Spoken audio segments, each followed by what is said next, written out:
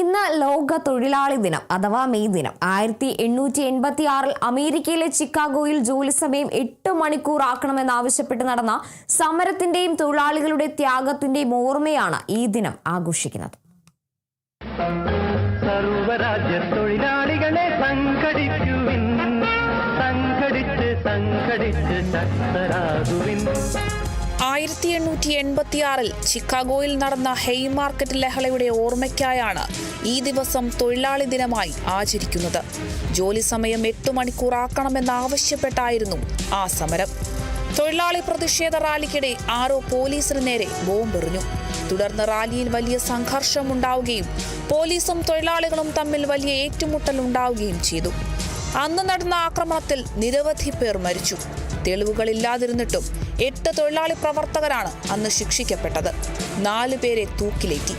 ആ തൊഴിലാളികളുടെ സമരത്തിന്റെയും ത്യാഗത്തിന്റെയും ഓർമ്മയായാണ് മെയ് 1 ലോക തൊഴിലാളി ദിനമായി ആഘോഷിക്കുന്നത്. തൊഴിലാളികളുടെ അവകാശങ്ങൾ, ന്യായമായ കൂലി, സുരക്ഷിതമായ തൊഴിൽ സാഹചര്യം എന്നിവയെക്കുറിച്ച് അവബോധം സൃഷ്ടിക്കുക എന്നതാണ് ഈ ദിനത്തിന്റെ പ്രധാന ലക്ഷ്യം. 19-ാം നൂറ്റാണ്ടിൽ അമേരിക്കയിലെ തൊഴിലാളി യൂണിയൻ പ്രസ്ഥാനത്തിലാണ് തൊഴിലാളി ദിനം ആദ്യമായി ആചരിച്ചു തുടങ്ങിയത്. തൊഴിലാളികളെയും സമൂഹത്തിന് അവർ നൽകിയ സംഭാവനകളെയും ബഹുമാനിക്കുന്ന ദിവസമായിട്ടാണ് ഈ ദിവസം കണക്കാക്കിയിരുന്നത്. ഇന്ത്യയിൽ 1923 ചെന്നൈയിലാണ് ആദ്യമായി തൊഴിലാളി ദിനം ആചരിച്ചത്. ലേബർ കിസാൻ പാർട്ടി ഓഫ് ഹിന്ദുസ്ഥാനാണ് ആദ്യമായി മെയ് ദിനം ആചരിച്ചത്. തൊഴിലാളികളുടെ പരിശ്രമത്തിന്റെയും പ്രവർത്തനത്തിന്റെയും പ്രതീകമായി ഈ ദിനം ദേശീയ അവധി ദിനമായി കണക്കാക്കണമെന്ന് കമ്മ്യൂണിസ്റ്റ് പാർട്ടി നേതാവ് മലയപുരം സിംഗാരവേലു ചെട്ടിയാറാണ് സർക്കാരിനോട് ആവശ്യപ്പെട്ടത്.